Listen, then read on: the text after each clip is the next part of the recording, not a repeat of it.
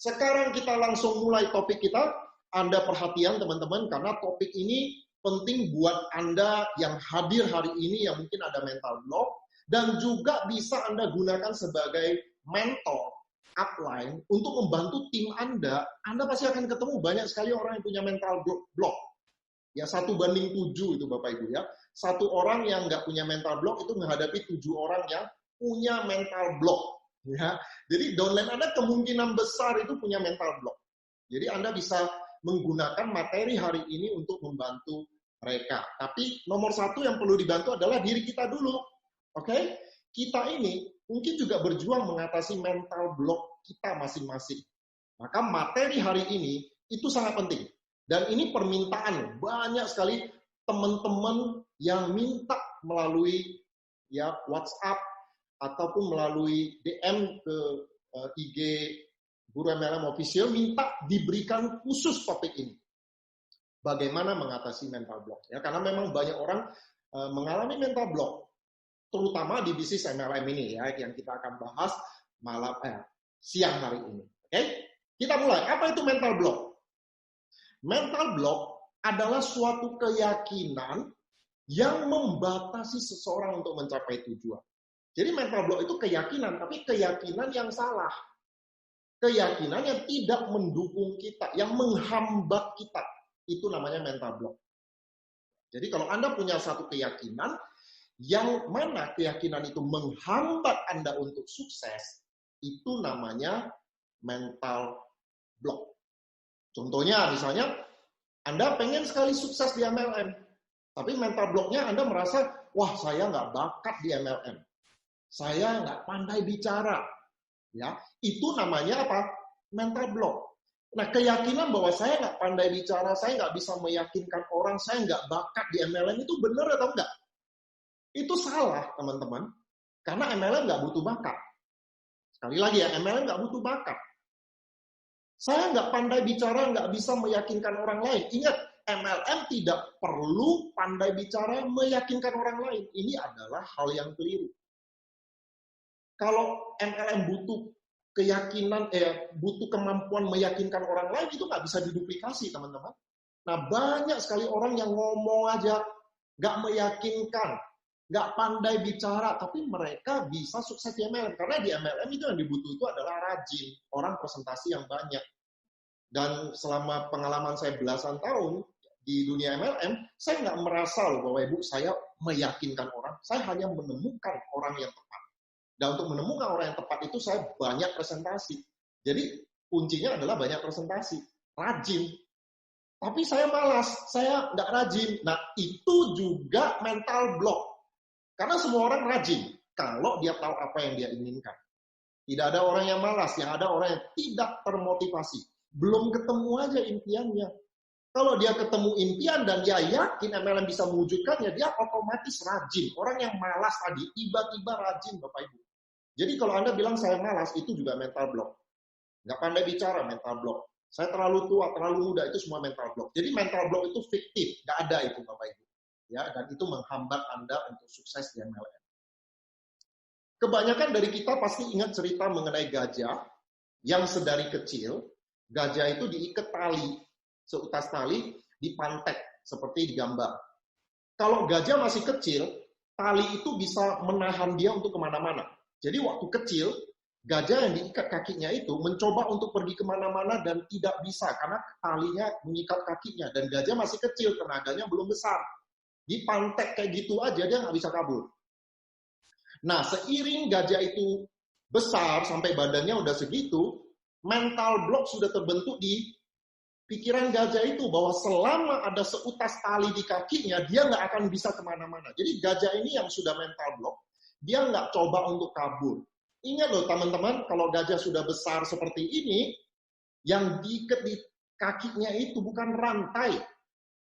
Itu hanya seutas tali yang dipatek kayak gitu di tanah. Dia mau kabur tuh gampang banget, tinggal hentak kakinya talinya udah putus. Tapi mental block di pikiran gajah itu, dia nggak mungkin bisa kabur karena ada tali di kakinya. Oke, kita semua sudah tahu. Bahkan ada cerita yang didramatisir, saya nggak tahu itu benar atau enggak ya, ketika sirkus kebakaran, gajah ini nggak kabur sampai mati kebakaran. Padahal dia mau kabur gampang aja. Tapi gajah ini meyakini sesuatu yang salah, mental block, bahwa ada tali di kakinya, dia nggak akan bisa kemana-mana. Gajah itu mati terbakar. Saya nggak tahu itu didramatisir benar atau tidak terjadinya, saya nggak tahu. Tapi poinnya adalah mental block itu mengerikan, Bapak Ibu. Ya. Jadi batasannya itu bukan di kemampuan, bukan di fisik, tapi di pikiran. Ya. Nah, kita sudah sering dengar cerita ini, bahkan kita juga pernah dengar juga ya, pernah di-sharing oleh Networking Guru ketika membahas materi tentang trauma ya, tentang the pike syndrome. Ada sejenis ikan namanya ikan pike. Ini ada videonya di Google ya, teman-teman googling aja. The pike syndrome itu ada videonya. Ini eksperimen dari seorang profesor yang ingin mempelajari perilaku manusia, tapi dia eksperimennya dengan hewan. Ya, ini dengan ikan. Jadi ada sejenis ikan namanya ikan pike, itu ditaruh di akuarium. Lalu di akuarium itu dikasih makanannya, ikan-ikan kecil yang ditutupi pakai tabung dari kaca, seperti itu. Lalu ikan pike ini berusaha untuk memakan ikan kecil ini, karena dia udah lapar kan. Tapi setiap dia mau mematok ikan kecil ini, moncongnya terhantam sama terbentur dengan tabung kaca, kesakitan, berkali-kali seperti itu. Dia udah lapar banget. Setiap dia menyerang ikan kecil itu, moncongnya kesakitan karena membentur kaca. Berulang-ulang seperti itu. Sampai ya, berjam-jam kemudian, ikan pike ini udah lapar banget, tapi moncongnya sakit, dan akhirnya dia udah nggak mau coba. Ikan itu kelihatan udah nggak mau matok ikan kecil itu lagi, dan dia hanya ada di dasar akuarium itu, hanya diam aja. Mental block sudah tercipta di pikirannya. Nah, kali ini teman-teman dalam eksperimen itu tabung kaca diangkat sehingga ikan kecil ini sekarang berseliweran di sekitar ikan pike itu. Udah nggak ada kaca yang membatasi. Jadi ikan pike ini kalau mau makan tinggal santap aja. Tapi ini menarik. Ikan pike itu sama sekali nggak mau menyentuh mangsanya. Dia diam aja. Berarti mental block sudah tercipta di pikiran ikan ini bahwa dia sudah coba berkali-kali itu ikan nggak bisa dia makan. Fata morgana, khayalan itu ikan ya. Jadi, dan dalam eksperimen itu, ikan pike ini mati kelaparan. Okay? Mati kelaparan. Gara-gara apa matinya? Mental block. Yang tercipta di pikirannya bahwa dia tidak mungkin bisa makan ikan kecil itu karena dia sudah coba berulang-ulang dan gagal. Akhirnya trauma dia ya, ikan trauma. Trauma itu sama dengan mental block ya Bapak Ibu ya, sudah terbentuk mental blocknya. Saya nggak mungkin berhasil, pengalaman masa lalu mengajarkan seperti itu. Ikan pike ini mati kelaparan gara-gara mental block. Makanya saya bilang ini mengerikan banget mental block ini. Menghalangi dan menghambat banyak orang untuk sukses. Nah, maka hari ini kita belajar ya Bapak Ibu ya, bagaimana supaya Anda tidak mental block. Nah, di dunia MLM, apa akibat mental block? Akibatnya apa sih kalau Anda punya mental block? Ini beberapa hal yang bisa terjadi dengan Anda yang mengalami mental block. Nomor 1, Anda jadi malu, sungkan untuk nawari MLM. Jadi Anda ketika mau nawarin teman Anda agak negatif sedikit, Anda sudah mundur, sungkan. Nanti dia negatif lagi ya, nanti saya tawarin kalau dia nggak suka gimana. Itu Anda punya mental block nih. Kita punya satu keraguan terhadap bisnis MLM. Bisnis MLM ini kontroversial, banyak yang negatif. Jadi kita malu nawarin orang. Boro-boro nawarin teman. Nawarin orang yang levelnya di atas kita lebih mengerikan lagi. Anda nggak berani sponsoring up. Itulah akibat dari mental block. Anda masih nggak pede dengan MLM. Anda mungkin menganggap MLM itu bisnis yang nggak terlalu bagus gitu. Anda masih ragu lah. Ragu. Mungkin Anda sudah join tapi masih ragu. Sehingga ini yang membuat Anda nggak pede, sungkan, malu, apalagi sponsoring up. Wah, ini orang udah sukses ya, saya nggak berani nawarin MLM-nya. Paling Anda sebatas nawarin produknya aja. Nah, ada lagi yang punya mental block terhadap produk. Ya, nggak yakin dengan produk Anda sendiri, sehingga Anda malu, sungkan nawarin ke teman-teman Anda. Ya, jadi itu akibat yang pertama. Kemudian Anda juga gampang down, gampang baper, gampang stres, dan gampang terpengaruh menjadi negatif. Alih-alih Anda meyakinkan orang lain, malah Anda sendiri yang terpengaruh. Jadi tidak yakin. Ya, baru presentasi ditolak 5 orang, lalu Anda yang tadinya semangat mulai ragu. Benar nggak sih ini MLM? Jangan-jangan saya terjebak lagi jalankan bisnis yang nggak benar. Tuh kan 5 orang teman saya menolak. Jangan-jangan saya salah ini. Anda gampang sekali terpengaruh negatif, bukannya mempengaruhi orang lain, malah gampang terpengaruh. Nah, itulah mental block. Ya, di dalam alam bawah sadar Anda nggak yakin dengan bisnis MLM, sehingga gampang sekali down, gampang sekali terpengaruh negatif. Ya, itu akibat mental block. Nah, kemudian tercetus nih orang-orang yang punya mental block, yang ragu-ragu dengan bisnis MLM, yang nggak yakin, itu kata-kata yang keluar itu kata-kata penuh keraguan, seperti kata mungkin, cukup, lumayan. Bukan berarti nggak boleh kita menggunakan kata mungkin atau cukup, tapi harus dengan konteks yang tepat.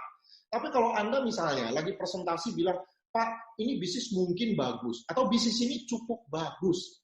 Apa artinya, Bapak Ibu? Kalau Anda bilang bisnis ini cukup bagus, artinya nggak terlalu bagus, betul nggak? Kenapa nggak hilangkan kata cukup aja? Bisnis ini bagus. Kalau Anda masih sungkan untuk bilang bisnis ini bagus sekali, atau bisnis ini sangat bagus. Kalau Anda nggak berani bilang bisnis ini sangat bagus, bilang aja bisnis ini bagus. Jangan tambahin kata cukup. Bisnis ini cukup bagus. Kalau Bapak jalankan mungkin Pak, Bapak bisa ini mungkin sekali-sekali mungkin cukup. Itulah kata-kata penuh keraguan yang muncul dari orang yang sudah ada mental block. Saya pernah ngalamin ini Bapak Ibu. Dulu ada satu leader saya. Leader loh Bapak Ibu. Jadi dia sudah pernah punya bisnis yang cukup besar. Lalu akhirnya bisnisnya drop, mentok, dan dia berbulan-bulan tidak bisa sponsori orang. Bayangkan ya, seorang leader yang punya bisnis yang cukup besar, dia udah bisa sponsori belasan orang tadinya. Lalu tiba-tiba berbulan-bulan nggak bisa sponsori orang. Saya penasaran, saya ikut dia presentasi, dan saya perhatikan dia presentasi. Banyak sekali kata-kata ragu ini. Mungkin, cukup, lumayan. Nah, saya tahu ini mental block-nya kena. Ya, saya coba perbaiki apa sih yang membuat kamu ragu. Saya ngobrol sama dia. Sehingga akhirnya keluarlah hal-hal yang membuat dia ragu terhadap bisnis MLM. Dan itu kita pecahkan masalah. Ya, jadi akibat mental block orang gunakan kata-kata penuh keraguan tanpa sadar. Ya, karena dia udah nggak yakin. Nah, kemudian efeknya adalah trauma. Nggak berani coba lagi. Ini udah mental block yang parah. Ya, banyak sekali orang yang udah join MLM nggak action, atau udah nggak mau join MLM karena kena mental block ini. Sudah pernah gagal, sudah pernah coba gagal berulang-ulang, dan itu jadi trauma. Akhirnya nggak berani coba lagi, nggak berani join lagi, atau join pun nggak action karena takut begitu mau action, aduh pernah gagal dulu, kayaknya saya nggak bisa. Mental blocknya udah parah banget, jadi trauma. Dan kerjanya juga sedikit. Jadi orang-orang yang kena mental block Bapak Ibu, walaupun dia bilang yes saya mau 30 presentasi, apa yang terjadi? Ternyata nggak nyampe 30. Bahkan nggak nyampe 15, presentasinya cuma 10, bulan depan presentasinya 5, berikutnya lagi presentasi 15, berikutnya lagi 10. Kerjanya terlalu sedikit, itu orang yang kena mental block. Walaupun dia udah bilang sama upline-nya, yes, upline, saya akan gencar, saya akan banyak presentasi, Gold Eagle, 30 presentasi. Tapi ternyata action-nya nggak seperti itu. Bisa jadi udah ada mental block. Ya, nah, kaitan antara keyakinan dengan yang namanya kerja itu ada hubungannya. Nah, saya sekarang mau jelaskan ya. Jadi inilah akibat mental block tadi ya. Malu, sungkan, gampang down, terpengaruh negatif, kalimat ragu, trauma, kerja sedikit. Nah, sekarang saya mau tunjukkan ada hubungan antara kerja yang sedikit dengan keyakinan. Ya, ini namanya lingkaran keyakinan. Lingkaran keyakinan itu kita mulai dari keyakinan dulu. Anda yakin nggak MLM ini bagus? Company Anda bagus, produk Anda bagus. Dan Anda bisa. Yakin nggak? Nah, kalau Anda yakin, potensi yang Anda kerahkan pasti besar. Dan kalau potensinya besar, action-nya atau kerjanya pasti banyak. Nah, MLM berbanding lurus hasilnya dengan kerja. Jadi kalau kerjanya banyak, hasilnya pasti bagus. Nah, hasil yang bagus membuat Anda tambah yakin. Tambah besar potensinya, tambah banyak kerjanya, tambah besar hasilnya, tambah yakin. Nah, inilah namanya lingkaran keyakinan. Kenapa orang kaya makin kaya? Orang miskin makin miskin. Karena ini Bapak Ibu, mulainya dari mana? Keyakinan. Nah, bayangkan Bapak Ibu ya, kalau Anda mulai bisnis dengan keraguan, keyakinan yang sedikit sekali, malah cenderungnya ragu-ragu. Bisa nggak sih ya ini MLM ya? Saya bisa nggak ya? MLM saya bagus nggak sih? MLM bisnis yang bagus nggak ya? Kalau Anda mulai dengan keraguan-raguan, keyakinan yang pas-pasan, potensinya besar nggak? Nggak. Orang yang setengah yakin, nggak mungkin dia keluarkan semua potensinya. Dia karena penuh keraguan. Orang kalau nggak yakin, nggak akan keluarkan semua potensinya. Jadi potensinya pasti setengah-setengah. Disuruh investasi, nggak berani. Suruh investasikan waktu yang banyak, nggak berani. Kenapa? Nggak yakin. Kerjanya sedikit pasti. Nah, kalau kerjanya sedikit, hasilnya bagaimana? Berbanding lurus. Kerja sedikit, hasil sedikit. Nah, karena hasilnya sedikit, tambah yakin atau tambah tidak yakin? Tambah tidak yakin. Nah, kalau tambah tidak yakin, potensinya makin sedikit. Nah, makanya gulung terus. Orang yang memulai bisnis MLM dengan setengah yakin, pasti gagal. Makanya banyak orang yang gagal di MLM. Join gagal. Kenapa? Karena mulai dengan keraguan. Mulai dengan tidak ada keyakinan. Sehingga kerjanya sedikit, hasilnya sedikit, tambah tidak yakin. Berhenti. Nah, kalau mau dipotong kompas, mulai dari mana? Ya, banyak orang bilang, kasih saya bukti dulu dong, hasilnya ada, saya baru action. Gak bisa seperti itu. Itu sama aja kayak petani yang minta, Pak, saya panen dulu, baru nanam. Gak bisa, Anda harus nanam dulu. Kerja dulu, baru dapat hasil, baru panen.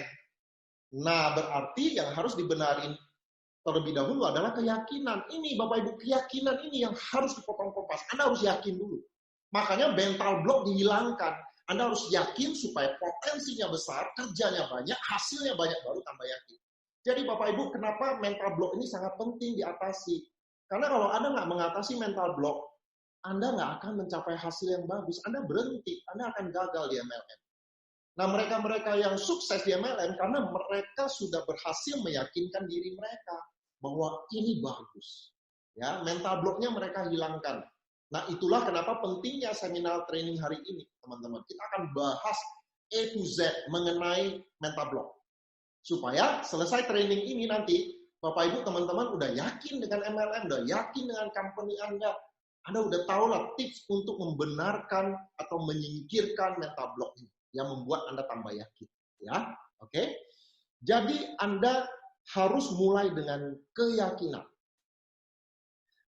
Keyakinan itu penting. Satu orang dengan keyakinan itu setara dengan 99 orang yang hanya punya minat. Ya, jadi kalau punya minat aja nggak kemana-mana. Karena kalau Anda tanya, siapa ingin sukses? Semua orang ingin sukses. Kalau cuma keinginan nggak akan membawa Anda sukses. Keinginan tidak akan menghasilkan komitmen. Ya, impian atau hasrat yang membara atau keinginan yang sangat kuat ditambah dengan yang namanya keyakinan, itu yang menghasilkan potensi yang 100% maksimal ya. Nah, sekarang mental block itu adalah orang yang berpegang pada keyakinan tapi itu menghambat. Jadi mental block itu dia percaya keyakinan juga tapi keyakinan yang salah. Keyakinan yang menghambat. Oke? Keyakinan yang menghambat ini yang kita mau hilangkan. Itulah yang namanya mental block. Nah, ini penting Bapak Ibu, ini menarik. Kebanyakan orang percaya bahwa kita membutuhkan keterampilan tertentu untuk sukses. Meskipun ini benar, ya memang betul ya Bapak Ibu ya, kita butuh keterampilan tertentu untuk sukses. Namun, perhatikan ini ya, namun seringkali untuk sukses, kita hanya perlu menyingkirkan batasan-batasan fiktif yang sebenarnya semu. Itu Bapak Ibu. Seringkali untuk sukses, kita hanya perlu singkirkan itu mental block. Batasan-batasan fiktif yang nggak ada, yang semu, khayalan aja, itu kita singkirkan, nggak ada mental block, Anda bisa sukses dengan lebih mudah. Memang keterampilan dibutuhkan, tapi di MLM keterampilan apa sih yang sulit? Nggak ada. Keterampilan di MLM mudah dipelajari. Ya, seperti misalnya Anda bilang, Pak, saya buat janji selalu ketahuan MLM. Ya, mungkin Anda cara buat janjinya salah. Kalau Anda sudah diajarkan cara buat janji yang benar, Anda latih berulang-ulang, kalau diulang-ulang, Anda akan menguasai ya, alam bawah sadar Anda bikin janji, ketebak ini MLM ya, Anda sudah tahu gimana cara menjawab. Kalau orang bilang, Pak bisa jelasin bisnisnya dong, Anda udah tahu cara mengatasinya. Ya mungkin karena Anda nggak tahu cara yang benar. Makanya Bapak Ibu Anda perlu belajar cara membuat janji yang benar. Ya, Networking Guru sudah punya video-videonya, kita sudah sering training juga ya, bagaimana cara buat janji yang benar.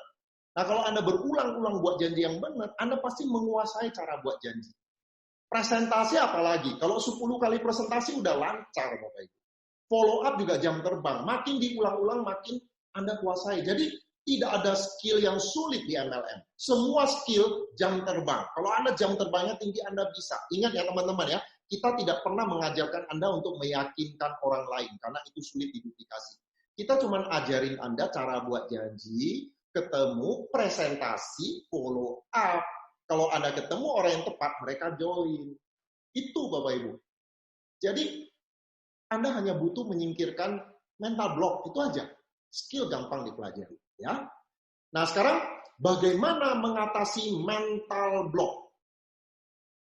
Pertama, Bapak Ibu, kita cari tahu dulu akarnya apa.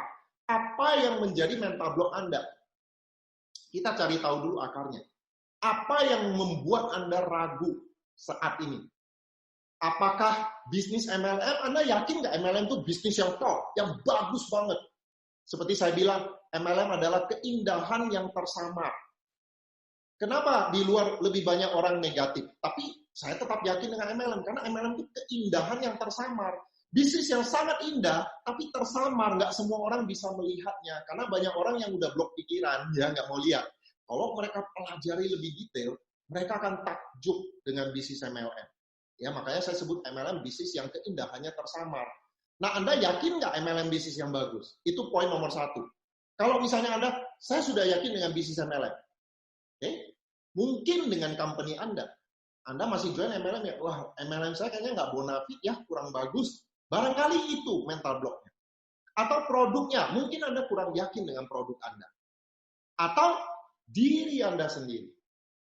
Bisnis MLM udah nggak masalah. Company produk udah nggak masalah. Tapi Anda ragu dengan diri Anda sendiri. Makanya teman-teman kita cari tahu dulu apa masalah Anda.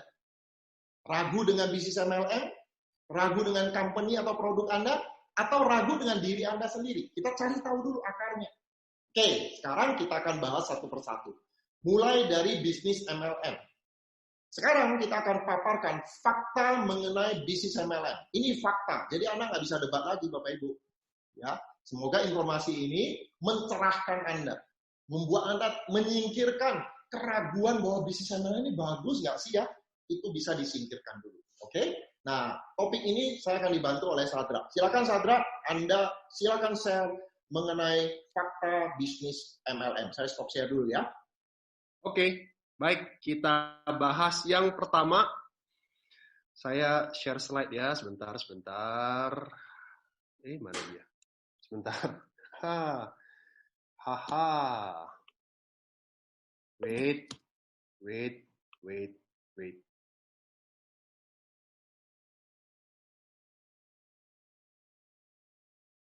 Ini dia ya, fakta dan data tentang MLM. Anda harus tahu dulu bahwa sebenarnya orang negatif dengan MLM bukan karena orang itu pernah punya pengalaman di MLM.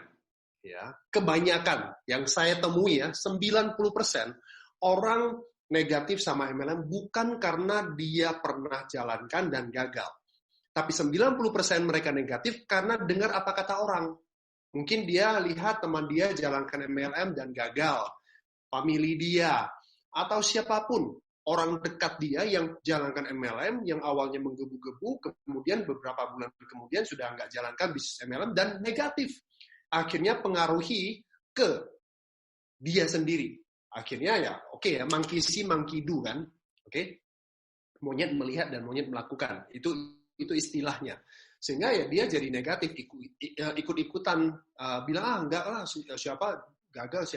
Padahal dia sendiri tidak tahu sebenarnya ya bisnis MLM itu bagus banget gitu dia. Ya, dan kalau bicara soal gagal dan sukses ya semua bisnis juga Sama kan, lebih banyak orang yang gagal daripada yang sukses. Itu fakta yang terjadi di bisnis manapun juga.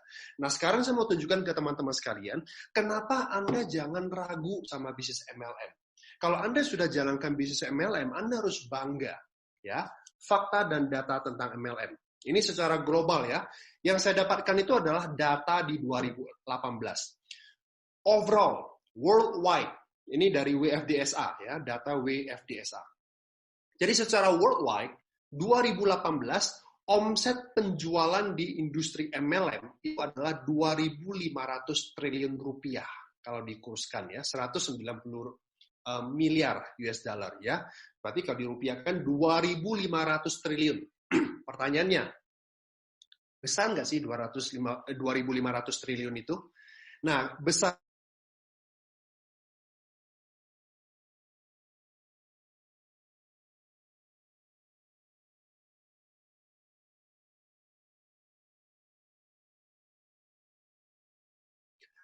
Yang kedua industri perfilman, dan yang ketiga adalah industri video games. Oke, ini sangat milenial sekali ya. 2.500 triliun gede atau tidak? Ya, kita bandingkan dengan 3 industri raksasa. Oke, yang pertama, 2018 industri musik mencetak omset 247 triliun rupiah. Sedangkan MLM 2.500 triliun. Nah, dari sini aja kita udah bisa melihat bahwa ternyata 2.500 triliun itu gede gitu loh. Industri yang besar seperti musik aja 247 triliun gitu loh. Ya. Nah, ini fakta yang pertama. So, Anda open mind ya. Lepaskan mental block Anda. Yang kedua, industri perfilman. Industri film di 2018 mencetak omset 1,700 triliun. Masih MLM di atasnya. Berarti industri MLM omsetnya ini gede. Ya, bukan industri filmnya kecil loh, enggak.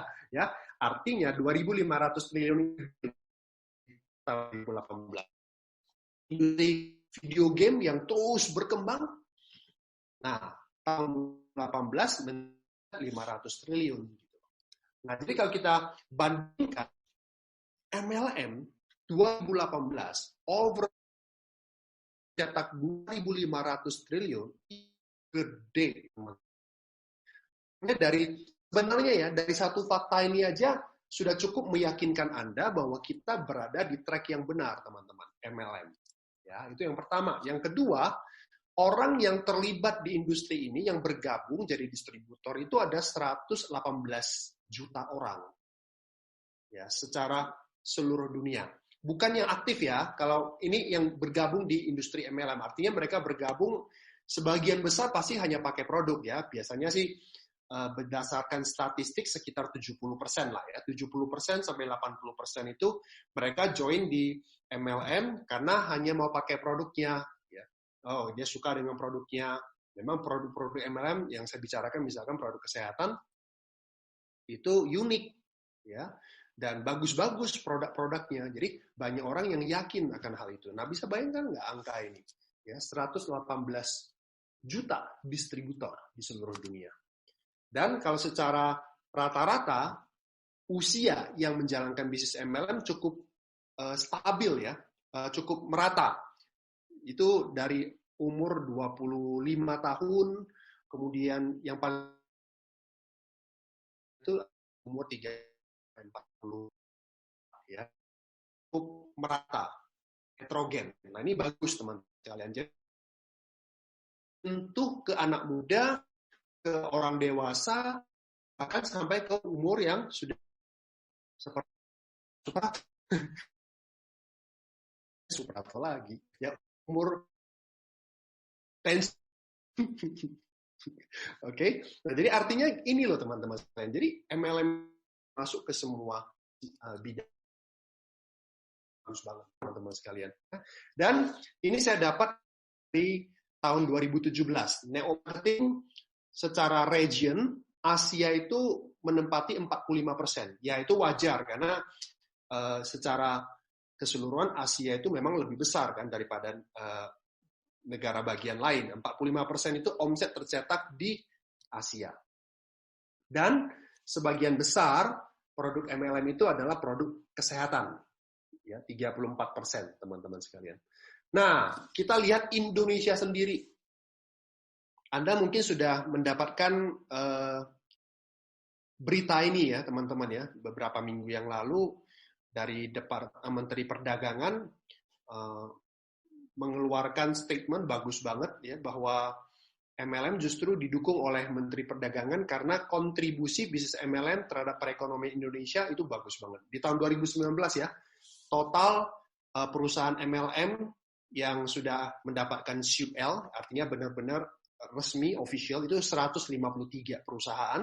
Omset penjualan yang terjadi 16 triliun, jumlah distributor di Indonesia ada 6 juta orang lebih, dan jumlah bonus yang sudah dibagi sebesar 4,8 triliun. Dan saya yakin sekali, seharusnya tahun 2020 ini MLM itu semakin gede gitu loh. Kenapa?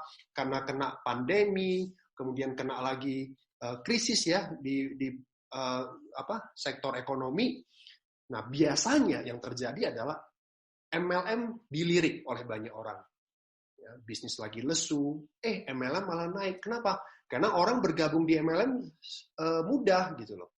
Ya, yang penting bergabung dengan modal yang tidak terlalu besar, tinggal dikerjakan gitu loh. Jadi MLM itu menjadi solusi, khususnya di masa-masa krisis seperti ini. Jadi saya yakin ya 2020 ini MLM itu semakin melonjak. Dan saya juga sendiri melihat ya banyak teman-teman saya yang kemarin itu ditawarkan MLM masih ragu lah karena bisnis mereka masih oke, tapi sekarang mereka malah bergabung di MLM dan serius menjalankannya. Karena segala sesuatu bisa berubah. Ya, jadi MLM itu really really good, terutama Anda lihat ya di Indonesia sendiri seperti ini. Secara penghasilan bagaimana sih? Nah, saya tunjukkan kepada teman-teman sekalian ya. Ini diambil dari businessforhome.org, ya, sebuah website yang berisi informasi-informasi MLM global.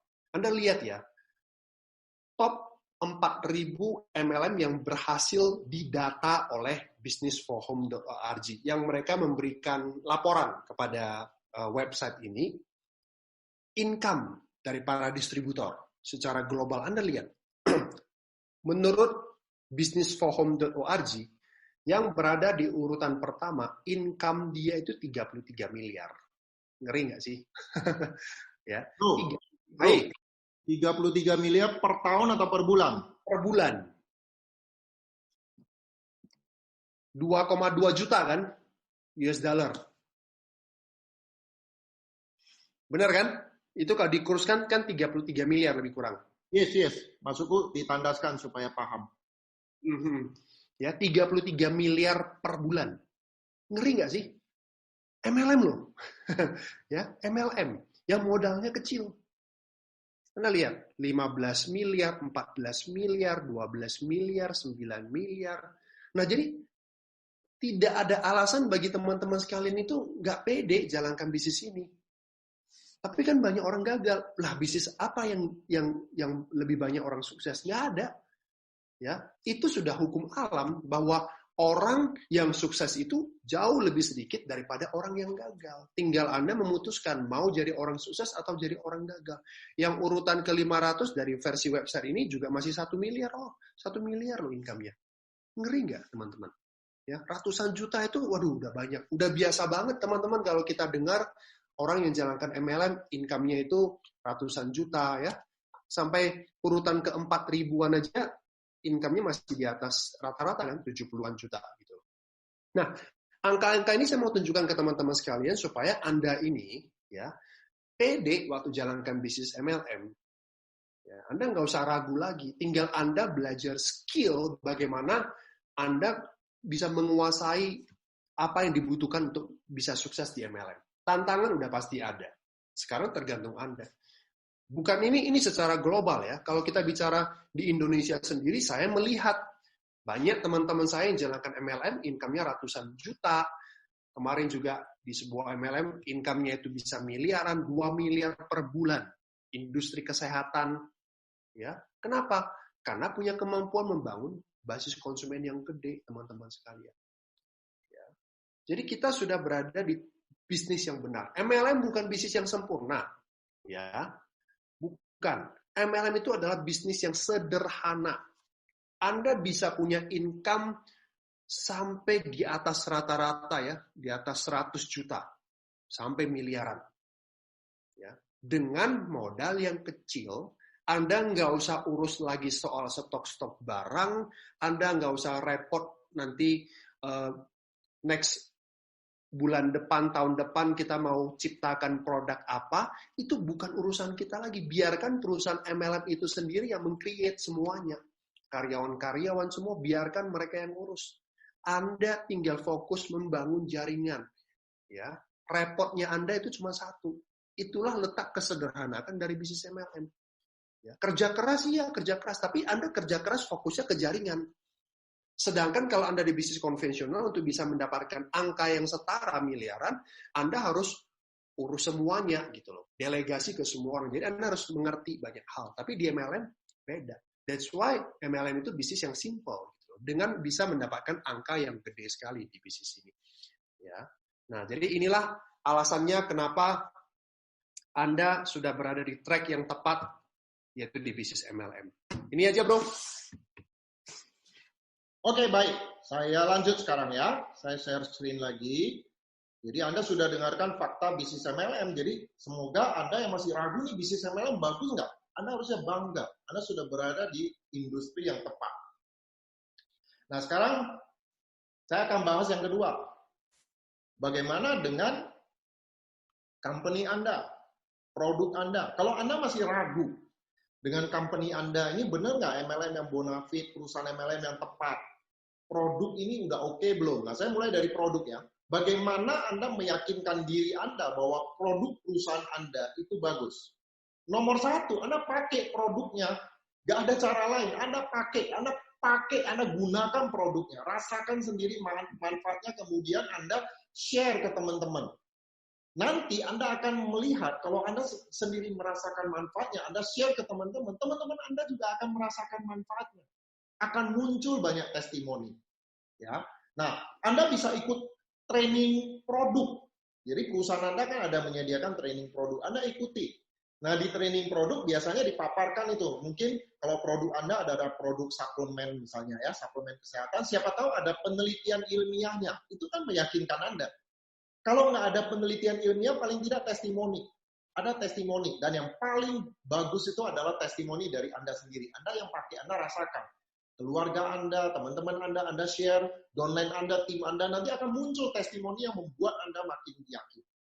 Ya, jadi Anda pakai produknya dulu. Kemudian, kalau Anda ragu dengan company Anda, ini benar nggak MLM yang bisa membawa Anda mewujudkan impian Anda untuk bisnis selama-lamanya, wujudkan impian Anda, masa depan Anda? Saya sarankan, Anda kumpulkan lebih banyak informasi mengenai company Anda. Pelajari company profile-nya. Kemudian hadir di acara-acara yang diadakan kantor maupun upline Anda. Hadir. Banyak orang yang nggak yakin dengan perusahaan company-nya, ya, nggak yakin dengan bisnis MLM-nya, tapi nggak pernah mau hadir di pertemuan. Nah, itu yang salah siapa? Anda cari informasi, inisiatif cari informasi. Informasi siapa tahu itu sudah tersedia lengkap. Anda aja yang nggak mau cari. Disuruh datang ke pertemuan nggak mau. Lalu ngomel, nggak yakin. Ya. Jadi Anda datang ke pertemuan-pertemuannya. Anda lihat nanti ada testimoni mengenai produk, membuat Anda yakin sama produknya. Lalu ada testimoni bisnis juga. Ada orang-orang yang top leader yang sudah sukses, yang sudah wujudkan impiannya. Nah, itu akan membuat Anda yakin. Background dari orang yang jalankan itu juga bisa meyakinkan Anda. Wah, nanti Anda kan lihat, mahasiswa aja bisa loh, ibu rumah tangga aja bisa loh. Lalu direktur aja mau loh, sesibuk itu masih bisa sukses. Ada dokter yang sukses. Ada pengusaha yang join bisnis ini. Itu akan membuat Anda yakin. Ya, manusia ditajamkan oleh sesamanya. Manusia termotivasi oleh sesamanya. Kalau Anda hadir di acara-acara MLM Anda, perusahaan Anda akan melihat testimoni itu. Dan informasi itu akan membuat Anda yakin. Kemudian coba cari video-video, audio yang bisa Anda tonton mengenai company Anda. Ya, yang membuat Anda yakin, oh iya, company saya ternyata sudah banyak orang sukses. Oke? Jadi, Sekali lagi ya, tadi Sadra sudah jelaskan bahwa MLM itu adalah industri yang tepat. Anda jangan malu, justru bangga dengan MLM. Ya, sudah banyak orang sukses di MLM. Kemudian yang kedua tadi, keyakinan terhadap produk. Anda pakai produknya, Anda ikuti training produknya. Ya, nanti makin Anda share ke teman-teman, muncul banyak testimoni membuat Anda makin yakin.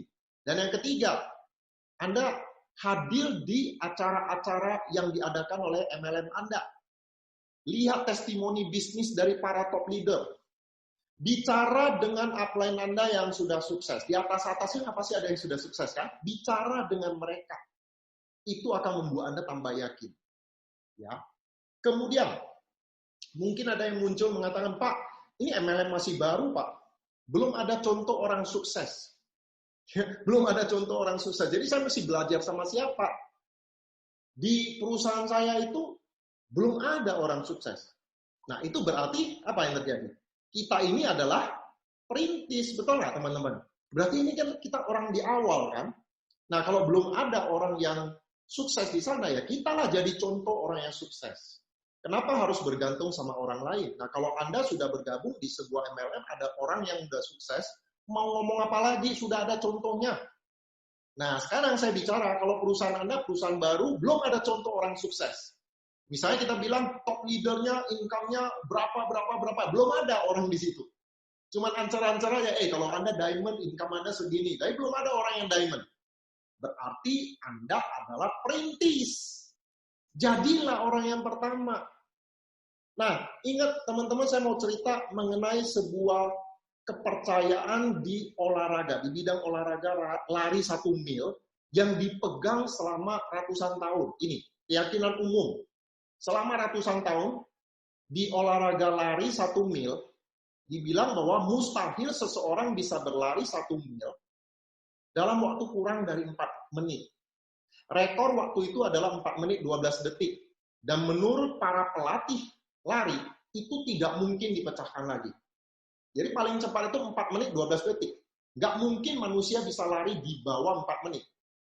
Bahkan para dokter bilang, paru-paru dan jantung manusia nggak bisa mendukung seseorang untuk berlari 1 mil dalam waktu 4 menit. Paru-paru jantungnya bisa meledak katanya.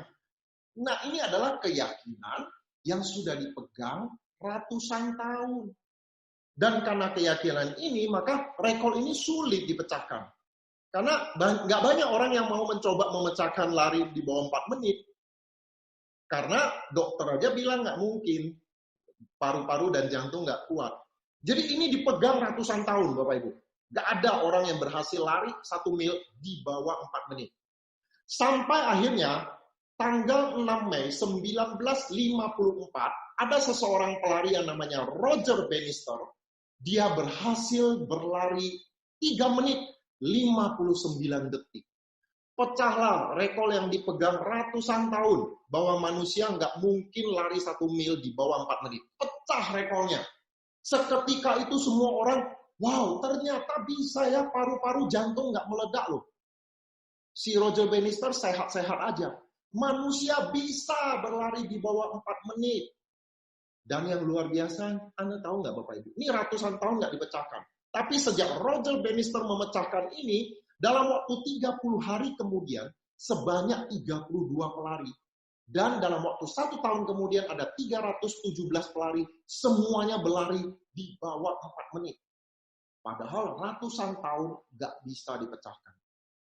Begitu Roger Bannister pecahkan, ada 317 pelari dalam setahun bisa berlari di bawah 4 menit. Ya. Ternyata mereka sadar hambatan selama ini bukan di fisik, bukan jantung atau paru-paru, bukan skill, bukan kemampuan, tapi di pikiran. Oke? Jadi hambatannya di pikiran, mental block. Makanya bagi Anda yang Anda bilang, Pak, di MLM saya belum ada contoh orang yang peringkatnya diamond, peringkatnya crown, atau yang income-nya 1M, belum ada nih. Ya Anda lah jadi contohnya. Anda lah jadi orangnya. Itulah hebatnya perintis, Bapak Ibu. Di semua MLM selalu ada orang pertama. Kalau bukan Anda yang pertama, mungkin ada orang yang lebih dulu. Tapi kalau misalnya di MLM tersebut belum ada orangnya, ya jadilah orang yang pertama, Bapak Ibu. Jangan merasa mustahil. Buang itu, nggak ada yang mustahil. Ya, semua mungkin. Jadi hambatan bukan di fisik atau skill, tapi di pikiran. Nah, sekarang mau saya cerita mengenai tali kuning. Nah, bagi teman-teman mungkin kalau Anda membuat acara training apa-apa, Anda bisa praktekkan permainan ini. Ini permainan tali kuning. Nah, ada yang tanya saya, kenapa tali kuning, Pak? Nggak tali merah? Ya terserah lah. Mau tali merah juga boleh ya, tapi saya mau pakai tali kuning aja ya. Karena saya suka sama Brazil. Ya, Brazil itu seragamnya baju kuning ya, jadi tali kuning. Saya juga suka makan nasi kuning, Bapak Ibu. Jadi tali kuning aja lah ya. Nah, permainannya begini, Bapak Ibu. Ini sederhana banget. Anda beli aja tali pinggang satu, lalu 5 utas tali yang masing-masing panjangnya sekitar 3-4 meter. Ya. Jadi tali kuning panjangnya 3-4 meter, ada 5 utas tali. Nah, tali ini ada ikat di tali pinggang. Ya, 5 tali ini ada ikat di tali pinggang. Lalu Anda cari 6 orang untuk ikut permainan ini. 6 orang ya. Nah, babak pertama, jadi ada 2 babak ya. Babak pertama, orangnya disusun seperti ini. Ada 1 orang di tengah, lalu 5 orang di sekelilingnya. Nah, yang di tengah ini diikatkan tali pinggang. Oke, jadi tali pinggang itu diikat di orang yang di tengah. Lalu ada 5 utas talinya itu dipegang ujungnya oleh 5 orang yang sekelilingnya. Bisa paham ya, teman-teman ya? Nah, lalu Anda taruh ini. Sorry. Yang di tengah itu ditutup matanya. Orang yang di tengah tutup matanya. Jadi orang yang di tengah ini nggak bisa lihat apa-apa. Lalu Anda taruh sebagai panitia, taruh uang, dolar, hadiahnya lah ya, ditaruh, terserah Anda mau taruh di mana. Katakan contohnya ditaruh di sini ya. Lalu orang yang ditutup mata ini harus mengambil hadiahnya ini. Tapi dia nggak tahu di mana.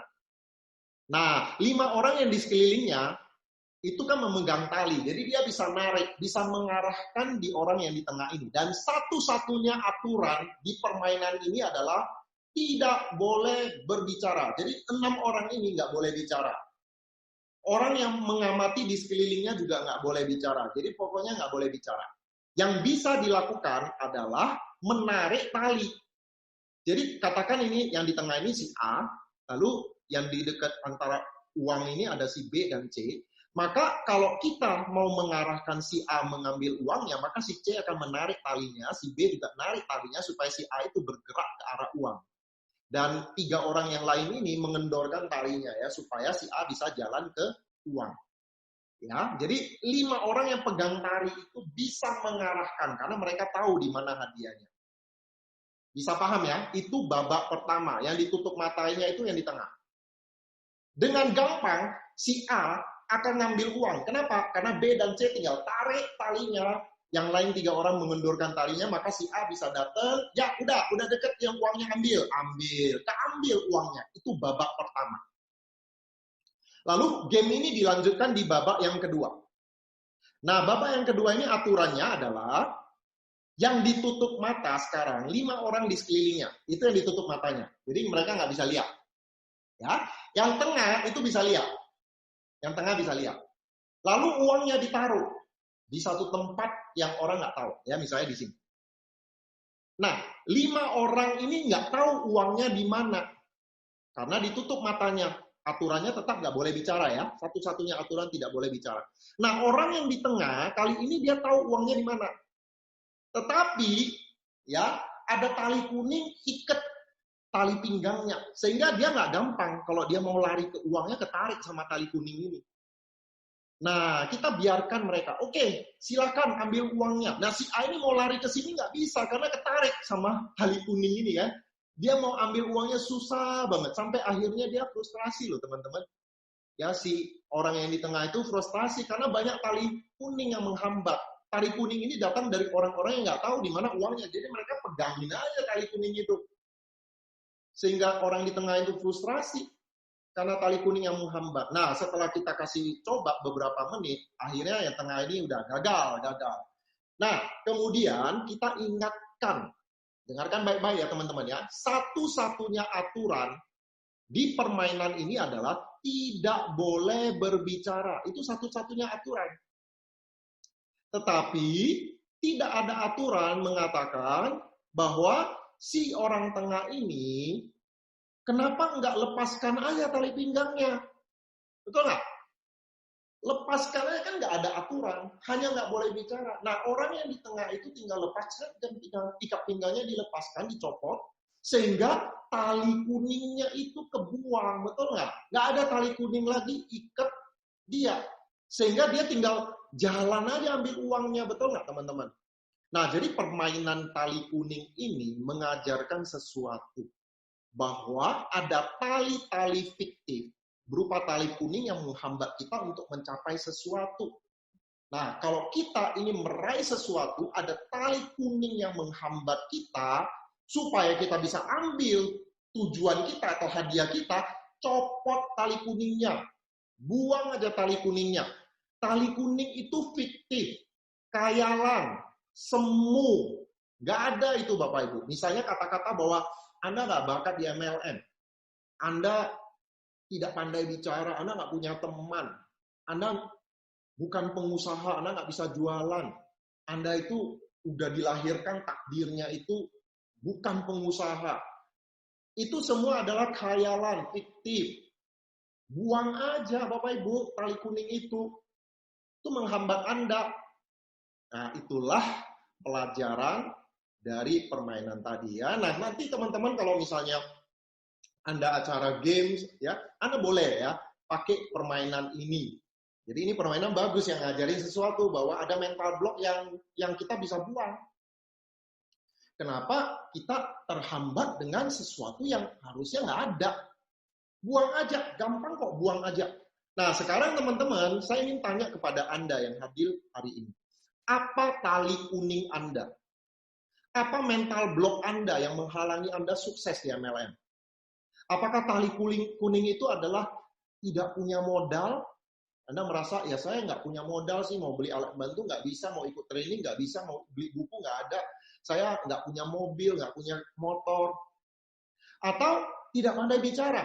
Anda merasa Anda nggak bakat bicara, nggak bisa meyakinkan orang, atau terlalu muda, atau terlalu tua, atau tidak pintar, mungkin tidak pendidikan tinggi, tidak bakat, takut gagal mungkin, takut presentasi mungkin tali kuning Anda, tidak banyak teman, udah pernah coba dan gagal, trauma.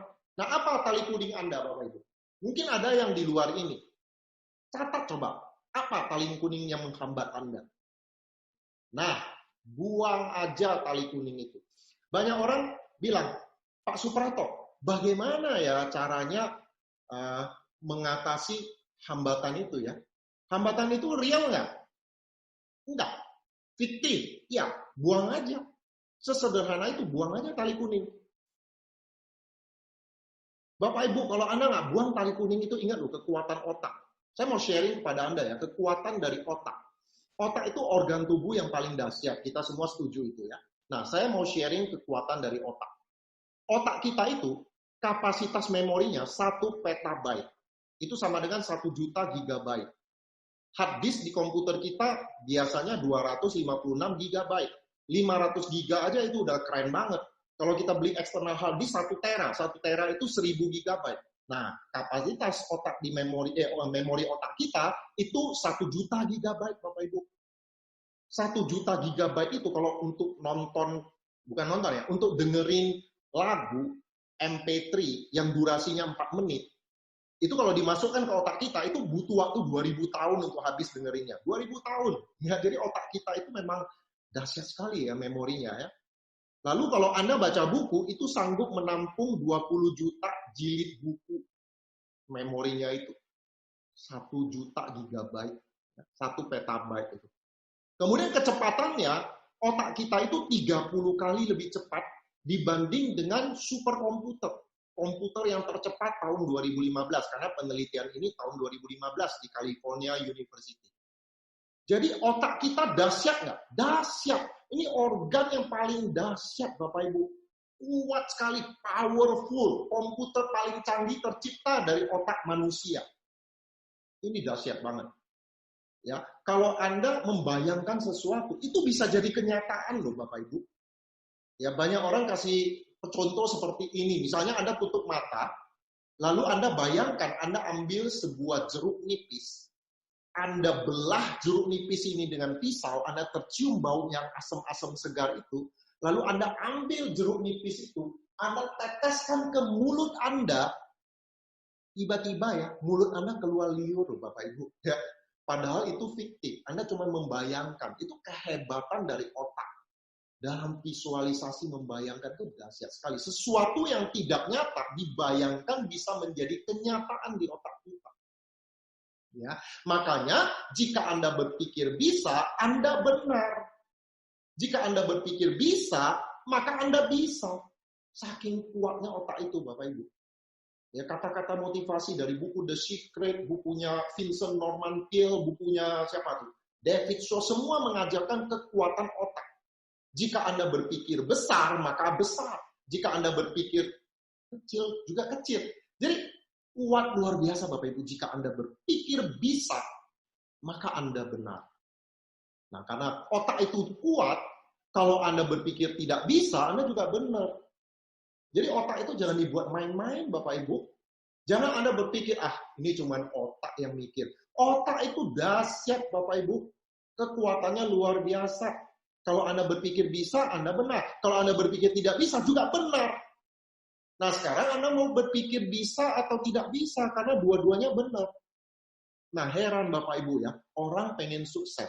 Dan orang tahu kekuatan otak. Kenapa digunakan untuk melawan diri kita sendiri? Betul nggak? Untuk apa menggunakan otak yang luar biasa kuat untuk lawan diri kita sendiri? Kita ingin sukses. Tapi otak kita berpikir nggak mungkin bisa sukses. Nggak bisa, saya itu nggak bakal. Jadi otak kita memikirkan, kita gunakan untuk memikirkan hal-hal negatif yang menghambat kita. Sungguh sayang Bapak Ibu. Nah, hari ini, dalam training ini, diajarkan bahwa otak kita dahsyat. Jadi jangan sembarangan berpikir. Hati-hati dengan apa yang Anda pikirkan. Ya, Anda pikir itu nggak ada dampaknya. Itu sebabnya ada banyak mental block di dalam diri Anda. Hati-hati dengan apa yang Anda pikirkan. Jangan berpikir, ini cuma pikiran saja, kan bukan kenyataannya. Ingat, otak kita dahsyat. Ya, hati-hati dengan apa yang Anda pikirkan. Jangan menggunakan otak untuk melawan diri Anda sendiri. Nah, saya mau cerita mengenai 2 soal matematika. Otak kita itu ya, kalau kita gunakan dengan benar itu dahsyat. Kalau kita nggak kunci pikiran kita, itu kita dahsyat. Nah, saya mau cerita mengenai ada 2 soal matematika. Ini cerita tentang seorang yang bernama George. George ini adalah mahasiswa dari University California Berkeley, ya, jurusan ekonomi statistik. Nah, suatu hari si George ini masuk kelas terlambat. Nah, dosennya adalah Profesor Newman. Jadi si George ini terlambat nih masuk kelas. Dia masuk, kelas sudah jalan beberapa saat, lalu si George ini melihat ada 2 soal matematika di papan tulis. 2 soal matematika. Nah, si George pikir itu adalah PR, pekerjaan rumah. Jadi, dia nggak tahu ya, sebelumnya Profesor Newman jelaskan apa. Jadi, dia catat aja 2 soal matematika itu, dia pikir PR, lalu pulangnya, dia coba kerjakan kedua soal itu. Namanya juga PR kan? Dia kerjakan, walaupun agak sulit, dikerjakan juga oleh George. Ya, dia kerjakan, karena dia pikir itu PR. Dia selesaikan, lalu beberapa hari kemudian setelah berhasil diselesaikan, si George menyerahkan soal itu yang sudah diselesaikan ke dosennya, Profesor Newman. Bahkan, nah kemudian beberapa minggu kemudian tiba-tiba ini ya, kamar kosnya si George digedor-gedor, si George buka pintu, ternyata dosennya, dan dosennya memegang 2 soal yang dia kerjakan, dan si dosennya bilang, George, saya akan publikasikan hasil karyamu pada pertemuan ahli matematika sedunia nanti. Si George bingung. Ada apa? Terus si dosen bilang, si Profesor Newman bilang, loh kamu nggak tahu, 2 soal yang kamu selesaikan itu adalah 2 soal sulit di bidang matematika yang belum pernah dipecahkan selama puluhan tahun. Nggak ada yang bisa pecahkan. Profesor-profesor juga nggak bisa. Tapi kamu bisa pecahkan, maka ini sebuah prestasi luar biasa. Nah, si George ini, saya kembali lagi ya. Saya share lagi, si George ini kisah nyata teman-teman ya. Nama lengkapnya adalah George Danzig. Ya, Bapak Ibu bisa googling, itu ada ceritanya di situ juga ya. George Danzig ini adalah seorang ahli matematika, pemenang hadiah Nobel. Ya, dia waktu itu hadiah Nobelnya diserahkan langsung oleh Presiden Ford ya waktu itu ya, dari Amerika. Jadi George ini kenapa dia bisa menyelesaikan 2 soal tersulit di bidang matematika yang sudah puluhan tahun nggak bisa diselesaikan? Jawabannya karena dia pikir itu adalah PR. Karena dia telat masuk. Dia nggak tahu bahwa 2 soal itu adalah 2 soal tersulit di bidang matematika yang nggak terpecahkan selama puluhan tahun. Profesornya nggak bisa pecahkan, dosennya aja nggak bisa. Kalau dia tahu informasi itu, mungkin dia akan kunci pikiran. 2 soal tersulit, dosen saya aja nggak bisa, udah nggak dipikirin. Nah, itulah yang dilakukan teman-temannya. Teman-temannya udah tahu, karena nggak telat kan. Teman-temannya tahu itu 2 soal tersulit, nggak bisa dipecahkan. Jadi mereka mungkin mikir juga, enggak. Orang profesornya, dosennya juga nggak bisa selesaikan. Tapi beda dengan George. George pikir PR. Makanya dia nggak blok pikiran dulu. Dia nggak kunci pikirannya. Nggak ada mental block. Jadi dia kerjakan aja. Agak sulit, tapi dia kerjakan. Dan dia bisa selesaikan tugas itu. Kenapa? Karena dia tidak kunci pikirannya. Tidak ada mental block. Jadi betapa dahsyatnya pikiran yang tidak dikunci. Itu poinnya. Sayang sekali banyak orang memulai bisnis MLM dengan mental block yang terlalu banyak ya. Kalau Anda nggak kunci pikirannya, itu dahsyat sekali. Jadi buang aja tali kuning. Ya. Tali kuning itu buang aja. Banyak orang bertanya kepada saya, Pak, bagaimana membuang mental block ya? Saya kok nggak yakin sama diri saya sendiri, saya nggak yakin sama MLM dan sebagainya. Ya buang aja. Sesederhana itu, Bapak Ibu. Saya pernah baca buku dibilang, bagaimana caranya buang tali kuning? Buang aja. Nggak usah tanya gimana caranya, orang tali kuning itu nggak ada. Misalnya Anda merasa nggak bakat, buang aja, nggak perlu bakat. Buang aja, sesederhana itu. Tapi banyak orang protes, Pak, teori sih gampang. Tapi kalau memang nggak bisa buang gimana? Kalau memang mental block itu udah terbentuk dalam, bagaimana? Teorinya sih gampang buang, beberapa orang bisa. Tinggal permainan pikiran, oh itu nggak ada, buang, oke, action. Tapi banyak orang nggak bisa. Nah, itu sebabnya saya akan ajarkan satu teknik. Oke, saya mau ajarkan teknik ya. Ada 2 tipe manusia di dunia ini. Ada yang positif, ada yang negatif. Nah, orang yang positif, itu kecenderungannya dia yakin, dia optimis, dia selalu bilang, saya bisa, saya bisa, saya bisa. Itu adalah orang yang positif. Sebaliknya yang negatif itu orang yang tidak yakin, yang pesimis, yang di dalam pikirannya itu nggak bisa, saya nggak bisa, saya nggak bisa. Itu tipe yang negatif. Nah, dari 2 kelompok ini, teman-teman, banyak yang mana? Banyak yang negatif. Setiap 1 orang positif, ada 7 orang negatif. Jadi kalau misalnya di ruangan ini ada 500 orang, ya 1/8 lah itu adalah orang yang positif. Tapi mungkin ya karena sudah terseleksi ya, Anda adalah orang-orang yang artinya sudah positif, sudah terseleksi, bisa jadi lebih banyak orang positif. Tapi secara umum di seluruh dunia, Bapak Ibu, setiap ada 1 orang positif, ada 7 orang negatif. Jadi kecenderungan manusia itu memang negatif. Belum apa-apa bilang pesimis lah, nggak bisa lah, nggak yakin lah. Jadi hanya ada 1 orang positif di antara 7 orang negatif ya. Nah, nggak masalah Bapak Ibu. Sekarang poinnya adalah bagaimana kita yang kecenderungannya negatif itu bisa jadi positif. Itu poinnya. Bagaimana kita yang kecenderungannya nggak bisa, pesimis, lalu mulai hari ini kita belajar dan kita bisa menjadi orang yang positif. Itu poinnya. Nah, sekarang saya mau jelaskan bahwa otak kita itu juga ada 2, yaitu ada pikiran sadar dan ada pikiran bawah sadar. Ya. Nah, pikiran sadar itu adalah pikiran yang bisa berpikir, menganalisa, dan memilih. Ya, namanya juga pikiran sadar ya. Bisa berpikir, menganalisa, logika, lalu bisa memilih. Nah, itu pikiran sadar.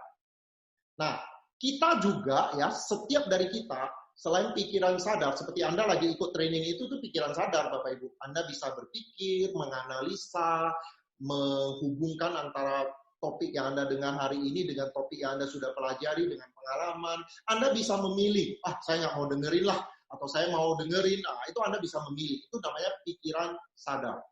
Tapi setiap orang juga punya pikiran bawah sadar yang sebaliknya itu tidak bisa berpikir, tidak bisa menganalisa, dan tidak bisa memilih. Jadi hanya menerima aja. Jadi pikiran bawah sadar itu tinggal nerima doang, nggak bisa milih.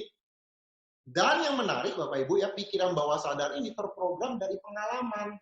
Misalnya ada pengalaman-pengalaman masa lalu, ya lalu mungkin ada luka batin, ada trauma, atau bahkan dari kecenderungan kepribadian, ada orang-orang tertentu yang cenderungnya negatif, ada orang-orang tertentu yang cenderungnya positif. Nah, itu membentuk yang namanya pikiran bawah sadar. Dan yang menarik, pikiran bawah sadar itu lebih kuat, jauh lebih kuat daripada pikiran sadar. 9 kali lebih kuat. Jadi pikiran bawah sadar itu kuat sekali. Makanya ini yang berbahaya Bapak Ibu, mental block-nya itu terbentuk dari pikiran bawah sadar itu. Kuat sekali Bapak Ibu. Nah, ibaratnya kayak gini Bapak Ibu ya. Kalau pikiran sadar itu seperti supir yang bisa mengendalikan, bisa memilih mau kemana. Nah, pikiran bawah sadar itu ibaratnya seperti mobil. Nah, walaupun supirnya terampil apapun juga, sehebat apapun juga, percuma kalau mobilnya mogok. Betul nggak Bapak Ibu? Pikiran bawah sadar itu kayak mobil. Supirnya terampil nggak ada gunanya kalau mobilnya itu mogok. Ya.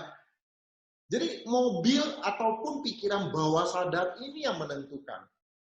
Seringkali ya Bapak Ibu ya, pikiran sadar kita, yes, saya mau sukses. Anda ikut training hari ini, Anda baca buku, Anda dengerin materi, hadir ke pertemuan, semangat. Lalu pikiran sadar Anda, saya harus sukses. Tapi di dalam pikiran bawah sadar kita, saya nggak bakat. Anda nggak bakat di MLM. Siapa yang menang Bapak Ibu? Pikiran bawah sadar atau sadar? Bawah sadar yang menang. Jadi maka banyak sekali orang yang, Pak, saya yakin saya harus sukses. Tapi kenapa nggak sukses? Karena pikiran bawah sadarnya sudah mental block. Ada kegagalan-kegagalan. Mungkin ada rasa minder, citra diri yang buruk, merasa dirinya jelek. Mungkin pengalaman masa lalu ya, luka batin itu bisa membuat seseorang itu merasa dirinya itu nggak berguna. Saya itu dari dulu orang gagal. Sehingga nggak mungkin lah saya bisa sukses. Dan itu ada di pikiran bawah sadar. Disitulah mental block-nya Bapak Ibu. Sehingga percuma supirnya sehebat apapun mobilnya mogok. Nah sekarang Bapak Ibu ya, kita akan benerin pikiran bawah sadar ini yang harus kita benarkan. Jadi kalau masalah mental block itu adalah masalah pikiran bawah sadar. Makanya ya, kalau pikiran sadar Anda, misalnya dikasih target nih, Anda konsultasi sama upline. Kalau pengen punya income 10 juta per bulan, Anda harus presentasi 30 kali. Anda harus sponsori 5 orang minimal bulan ini. Yes, oke, bisa. Lalu, di dalam hati Anda, di dalam diri Anda ada self-talk, ada suara muncul mengatakan, nggak mungkin, kamu nggak mungkin bisa 30 kali presentasi, kamu orangnya malas. Sudah berkali-kali kamu mau coba presentasi, kamu tenggelam di zona nyaman, kamu memang orang malas. Itu adalah self-talk. Itu adalah alam bawah sadar. Kamu nggak bakat di MLM. Dari dulu kamu selalu gagal. Kamu nggak pandai bicara. Temenmu nggak suka sama kamu. Nggak mungkin ada yang mau. Nah, pikiran bawah sadar ini lebih dominan. Ini yang menang, Bapak Ibu. Dan akhirnya, pikiran sadar Anda kalah. Nah, hari ini kita akan benerin, Bapak Ibu. Bagaimana caranya supaya pikiran bawah sadar itu bisa benar, Bapak Ibu.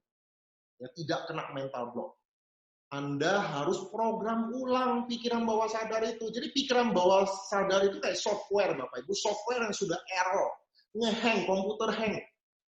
Caranya gimana? Mungkin udah kena banyak virus, ini komputer udah bekerja dengan baik nih ya, programnya, softwarenya harus diinstal ulang, diprogram ulang. Ya, dengan apa? Dengan hal-hal yang positif yang melawan mental block.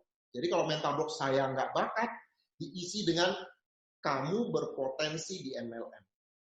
Saya orang yang malas, diisi dengan kamu rajin. Saya nggak punya teman, banyak teman yang suka dengan kamu. Diinstal dengan hal-hal positif, Bapak Ibu. Ini yang Anda lakukan. Jadi pikiran sadar dengan pikiran bawah sadar, sekarang Anda akan install. Oke? Install dengan hal-hal positif supaya pikiran bawah sadar Anda itu diprogram ulang. Ya, misalnya Anda bilang nggak bakat, tadi diinstal dengan Anda berpotensi di MLM dan lain sebagainya. Pokoknya kita isi dengan hal-hal yang positif. Cuman ada masalahnya, Bapak Ibu. Masalahnya adalah ada pikiran kritis ini yang akan memblok kalau pikiran bawah sadar itu nggak terima gitu loh. Misalnya, ya Anda nggak bakat. Pikiran bawah sadar Anda nggak bakat di MLM. Lalu Anda paksa isi dengan sesuatu mengatakan Anda berpotensi di MLM. Nah, ada pikiran kritis yang menolak. Nggak mungkin, karena tadi kita udah bahas bahwa pikiran bawah sadar itu 9 kali lebih kuat dari pikiran sadar. Jadi itu mental, Bapak Ibu, ditolak. Karena ada pikiran kritis ini. Ya, jadi kamu berpotensi di MLM, Anda bilang seperti itu. Pikiran bawah sadar menolak, karena ada pikiran kritis ini. Makanya Bapak Ibu, kalau ada orang-orang yang meminta bantuan dari profesional, misalnya ahli hipnoterapi yang dia bisa menghilangkan pikiran kritis ini supaya tidak menolak ya hal-hal positif yang diinstal ke dalam pikiran bawah sadar. Jadi ada program yang namanya hipnoterapi, di mana ini orang yang profesional dia bisa menghilangkan pikiran kritis sehingga hal-hal positif itu diinstal masuk ke dalam pikiran bawah sadar sehingga tahu-tahu ya sekarang udah beda nih ya, alam bawah sadar saya udah positif. Karena apa? Diinstal melalui program hipnoterapi ya. Jadi program-program hipnoterapi ini tujuannya membuat pikiran kritis ini tidak menolak ya. Nah, teman-teman yang mau menggunakan jasa orang yang bisa hipnoterapi silakan. Ya, tapi hari ini topik kita nggak sampai ke situ ya. Anda kalau mau menggunakan jasa orang profesional supaya diinstal ya, kadang-kadang ada juga dengan pakai ini ya, rekaman audio ya. Anda pernah dengar rekaman audio sugesti, bahasa-bahasa hipnoterapi yang pelan-pelan, tapi positif semua itu. Dan ada musik-musik yang membuat Anda setengah tidur ya. Nah, kalau Anda sudah setengah tidur melayang, itu pikiran kritisnya nggak berfungsi lagi. Ya, sehingga pikiran kritisnya itu, kalau kita udah setengah tidur kan terbuka itu pikiran kritisnya. Sehingga apapun masuk, semua informasi itu diinstal tanpa ditolak oleh pikiran kritis dan itu masuk ke pikiran bawah sadar mengganti yang ada di pikiran sadar. Jadi makanya kalau Anda ikuti program-program yang mendengarkan audio sambil setengah-setengah tertidur, ada musik-musiknya, itu bagus. Yang penting yang diinstal itu hal-hal positif, Bapak Ibu ya. Nah, Anda akan jadi orang yang lebih positif. Mental block-nya bisa Anda hilangkan ya, atau hipnoterapi. Nah, tapi hari ini saya nggak ngajarkan itu, saya akan ajarkan Anda untuk menginstal secara paksa, Bapak Ibu ya. Itu namanya afirmasi positif ya. Mungkin Anda sudah sering dengar ya afirmasi positif. Tapi banyak orang yang nggak disiplin, nggak konsisten sehingga afirmasi positif ini nggak bekerja. Jadi ingat loh Bapak Ibu ya, kalau Anda pengen menghilangkan mental block dengan afirmasi positif, itu harus disiplin dan konsisten. Bukan cuma beberapa hari atau beberapa minggu, paling tidak 1 bulan. Kalau Anda lakukan 3 bulan konsisten, itu hasilnya luar biasa sekali. Kelemahannya adalah tidak konsisten. Baru 5 hari nggak ada hasil, berhenti. Nggak bisa. Afirmasi positif ini harus terus-menerus. Pagi, siang, sore, pagi, siang, sore, pagi, siang, sore. Full 1 bulan paling tidak. Baru ada reaksi. Ya, jadi ini ya, kalau kita isi pikiran positif terus, pikiran kritis tadinya nolak. Ini nggak benar nih. Lama-lama karena kita isi terus, akhirnya dianggap sebagai kebenaran ya. Anda tahu ada teori Goebbels, itu bapak propaganda modern, ya ini sering digunakan di dunia politik. Ada sebuah istilah, sebuah kebohongan yang disampaikan berulang-ulang akan diterima sebagai kebenaran. Ya ketika ada pilpres atau pilkada ya, dunia politik lah ya, dimanapun juga ya, bukan hanya di Indonesia, di negara manapun juga itu akan ada hoax, ada berita-berita palsu yang dipropaganda. Ya, kalau kita dengar sekali, 2 kali, udah jelas itu hoax. Masa sih kayak gini hoax. Tapi kalau kita dengar berulang-ulang, konsisten, makin lama makin banyak, berhari-hari, berbulan-bulan, akhirnya otak kita terima itu sebagai kebenaran. Itu yang terjadi, Bapak Ibu. Makanya dalam afirmasi positif juga teori ini berlaku. Ya, kalau Anda hujani terus afirmasi positif terus-menerus ke alam bawah sadar Anda, tadinya pikiran kritis menolak, tapi karena itu masuk terus konsisten, lama-lama pikiran kritisnya nyerah juga. Masuk juga, Bapak Ibu. Yang penting apa? Disiplin dan konsisten. Nah, sekarang saya akan jelaskan bagaimana membuat afirmasi yang positif, ya, kalimat afirmasi. Ini ada aturannya, ada 3 aturan. Aturan yang pertama, harus positif. Maksud saya begini, contoh. Ini harus positif, jangan kalimat yang negatif. Contoh, misalnya saya takut. Misalnya ini hal yang terjadi dengan Anda. Kelemahan Anda adalah takut. Maka Anda mau perbaiki ini ya, supaya apa? Supaya saya tidak takut, kan? Tapi saya tidak takut, itu kalimat yang bentuknya negatif. Nah, otak kita itu susah menganalisa tidak. Jadi kalau saya tidak takut, yang dipikirkan itu takut dulu. Sama seperti mungkin Anda sering dikasih tahu, coba misalnya Anda dengarkan kalimat ini. Jangan pikirkan gajah berwarna ungu.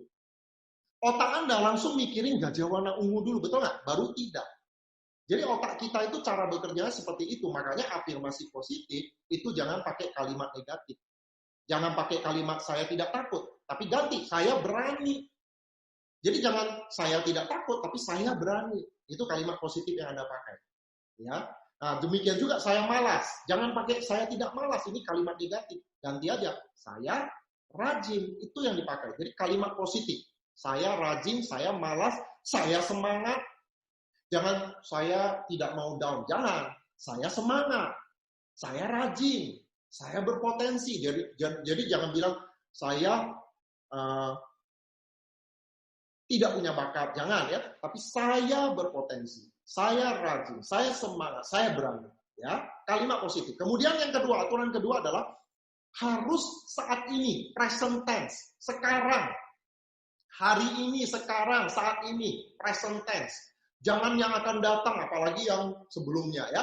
Jangan future tense. Misalnya, saya akan sukses. Saya besok akan, jangan. Hari ini, ya. Jadi jangan bilang, saya akan sukses, saya akan sponsori orang, saya akan menemukan orang yang tepat. Itu akan, itu belum terjadi, itu future tense. Ganti itu menjadi hari ini, sekarang. Atau cukup, saya sukses. Atau hari ini, saya bersemangat sekali. Saat ini, saya bersemangat sekali. Atau saya sukses. Udah, hari ini, saat ini. Oke? Dan visualisasi. Visualisasi itu bayangkan.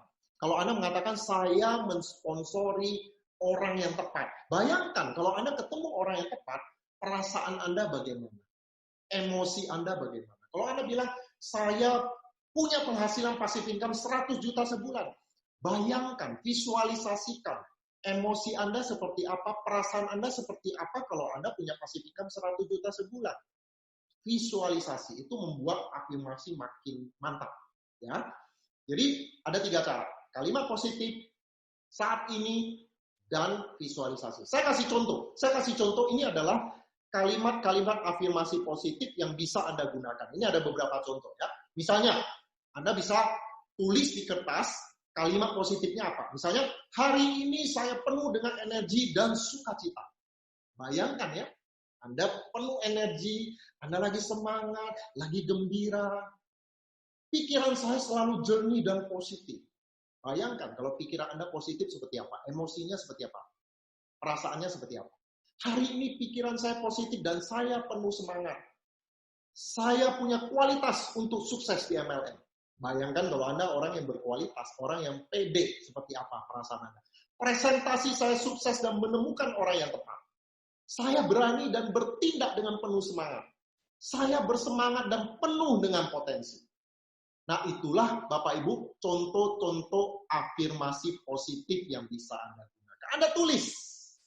Kemudian yang paling penting teman-teman ya, afirmasi positif secara disiplin dan konsisten. Jadi nggak cukup hanya beberapa hari. Ya, Anda harus 1 bulan minimal. Kenapa 1 bulan nanti saya jelaskan. Nah, yang paling penting afirmasi positif itu harus konsisten, disiplin, terus-menerus. Berapa kali sehari? Paling tidak 3 hari kayak minum obat lah ya. Pagi sekali, siang sekali, sore sekali. Cari tempat yang tenang, afirmasi. Gak perlu lama Bapak Ibu, Anda ulang-ulang aja kalimat yang Anda sebutkan. Mungkin Anda bisa lakukan selama 3 menit, 4 menit, 5 menit. Habis itu ulangi lagi siangnya, ulangi lagi malam. Afirmasi positif. Kalau Anda mau lebih sering, lebih bagus lagi. Intinya sesering mungkin. Bahkan kalau Anda misalnya lagi bete, afirmasi positif aja di dalam hati, atau cari toilet, di dalam toilet masuk ke dalam, nggak ada yang lihat, Anda afirmasi positif. Kalau Anda mau sebutkan, Anda bisa ke mobil, Anda sebutkan, hari ini saya akan menemukan orang yang tepat. Ya, hari ini saya penuh semangat. Afirmasi positif. Ingat ya, teman-teman ya, jangan anggap enteng dengan apa yang Anda pikirkan. Oke, jangan berpikir itu cuma pikiran. Anda harus kendalikan itu. Ya, orang-orang sukses lakukan itu. Jadi Anda harus aware.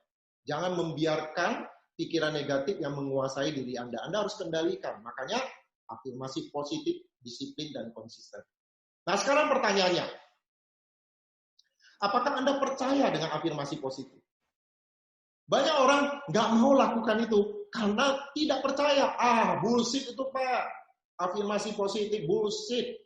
Nah, makanya orang-orang seperti ini tidak disiplin, tidak konsisten. Mereka nggak akan dapat hasil dari afirmasi positif. Nah, saya ada sebuah cerita nyata yang dilakukan oleh Profesor John Bartz dari New York University. Bisa googling juga nanti Bapak Ibu. Ini eksperimen. Profesor John Bartz ini ingin tahu mengenai afirmasi positif. Hasilnya seperti apa. Dan dia buat eksperimen. Dia rekrut ada 40 mahasiswa, sukarelawan ya. Lalu mahasiswa ini dibagi 2. 20 mahasiswa A, 20 mahasiswa B. Nah, kelompok mahasiswa A ini disuruh tiap hari, minimal 3 kali sehari, afirmasi positif. Kalimat-kalimatnya ditulis, dikasih. Ini tiap hari ya, jam berapa, afirmasi ini, afirmasi ini, afirmasi ini. Si B, kelompok B ya, 20 orang kelompok B, afirmasinya negatif. Kasihan banget ya afirmasi B ini ya. Mungkin yang B ini dapat lebih besar kali ya honornya ya. Tapi sukarelawan sih ya, nggak dibayar ya. Jadi pokoknya eksperimen ini ada kelompok A, afirmasi positif, kelompok B setiap hari afirmasi negatif. Nah, teorinya seperti ini teman-teman ya. Teori sel manusia. Itu dia dilakukan selama 30 hari ya. Kenapa 30 hari? Karena ini ada teori sel manusia. Dia bilang bahwa tubuh manusia terdiri dari kira-kira 1 triliun sel. 1 triliun ya, 1000 miliar sel. Nah, setiap hari ada 30 miliar sel yang mati dan diganti yang baru. Itu yang terjadi ya. Jadi ada 30 miliar sel mati diganti dengan 30 miliar sel yang baru. Itu yang terjadi. Jadi kalau selama 1 bulan berarti 30 miliar dikali 30 itu sama dengan 900 miliar. Hampir 1 triliun.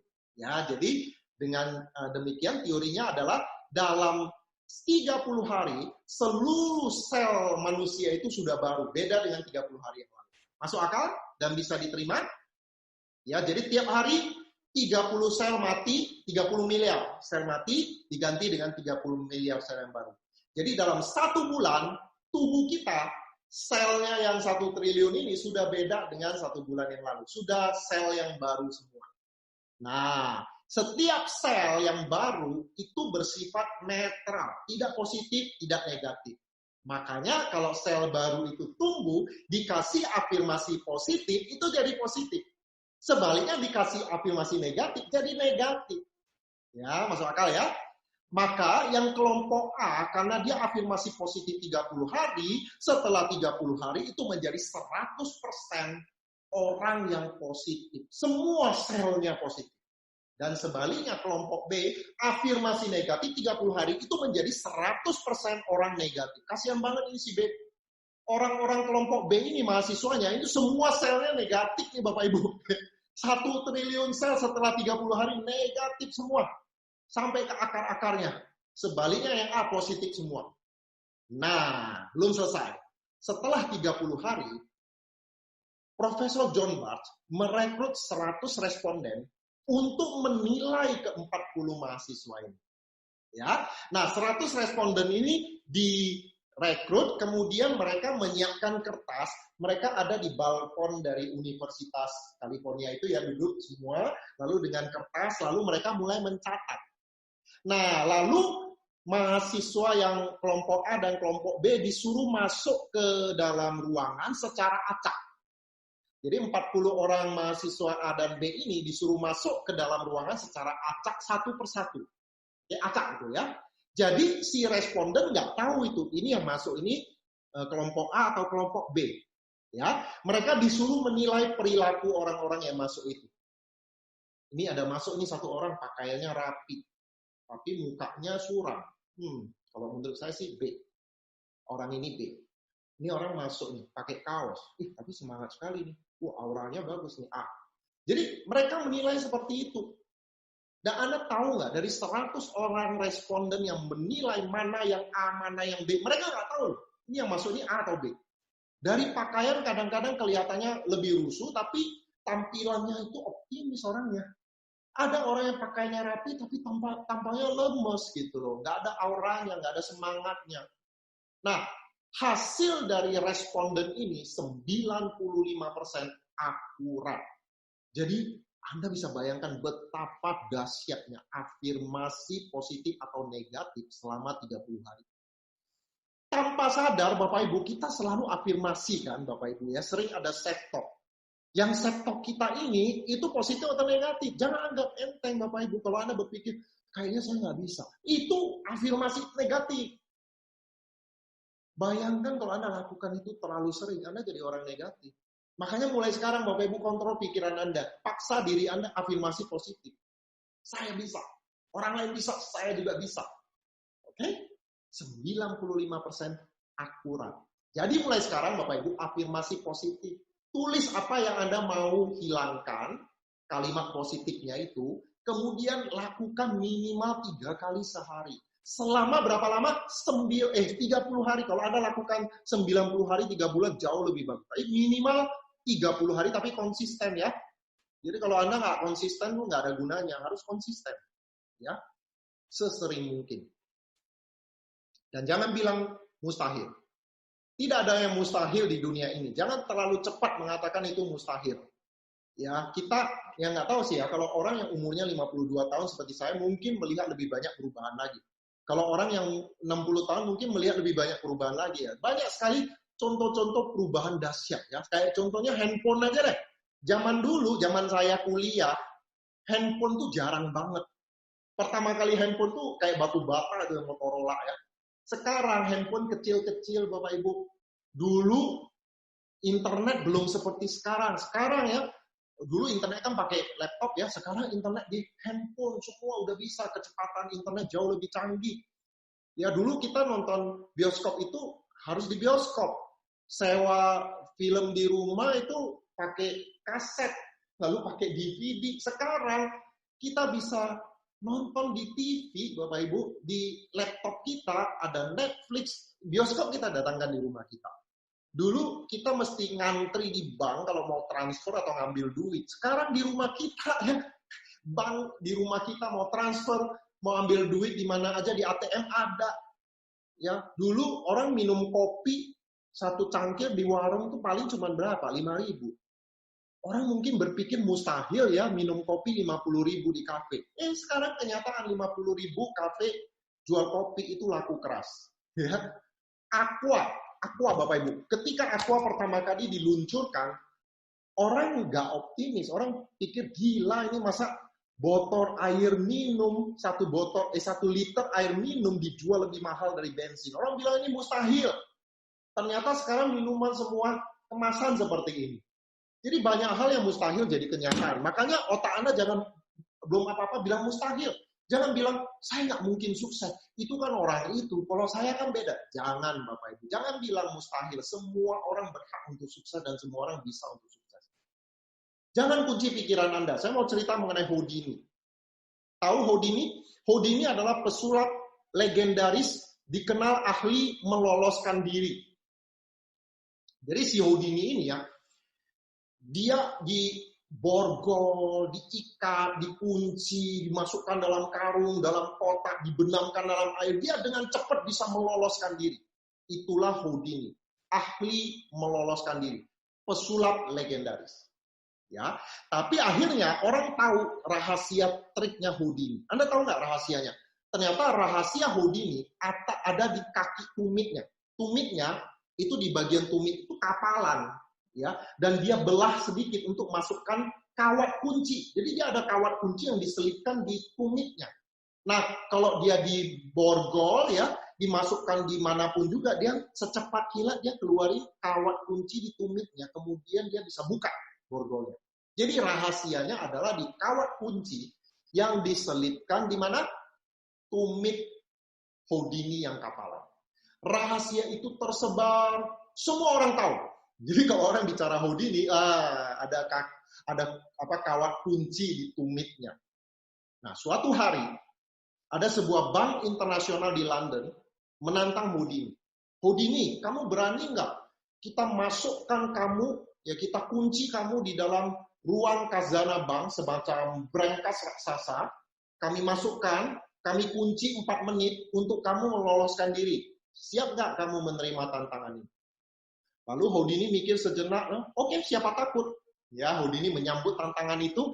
Nah, pada hari H, ternyata si bank internasional ini mengundang seluruh media. Mulai dari wartawan surat kabar, majalah, radio, televisi, semua diundang untuk meliput acara pertunjukan itu. Dan karena semua orang sudah tahu rahasia Houdini ada di tumitnya, yang ada kawat kunci, maka Houdini sebelum dimasukkan ke ruang khazanah bank, diperiksa dulu seluruh tubuhnya ya, ditelanjangi, diperiksa dulu kawat kunci ada nggak di tumitnya, dicek, oh nggak ada. Sikunya di mana-mana, dilihat ada nggak? Mungkin ada kapalan di tempat lain, selipin kawat kunci di telinganya, dicek, rambutnya semua dicek, oh nggak ada, bersih, ya bersih. Oke, jadi Houdini sekarang siap dimasukkan ke dalam brankas tersebut. Tapi Houdini punya permintaan. Dia bilang, ini kan acara penting banget. Udah nggak ada kunci kan di tubuh saya. Sebelum saya masuk ke brankas, boleh nggak saya cium istri saya? Oke, boleh, silakan. Nah, triknya, rahasianya Bapak Ibu ya. Kawat kunci ada di mulut istrinya. Houdini memang pintar sekali mencium ya. Anda bisa belajar sama Houdini ya. Dia cium istrinya, lidahnya main ya.